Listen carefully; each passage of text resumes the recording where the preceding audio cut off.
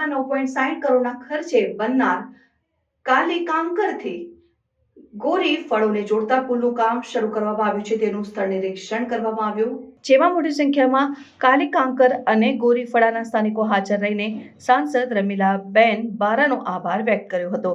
સાંસદે contractor જરૂરી સૂચનાઓ આપી કામ સત્વરે પૂર્ણ કરવા જણાવ્યું. રિપોર્ટર જીતેન્દ્રભાઈ જોશી.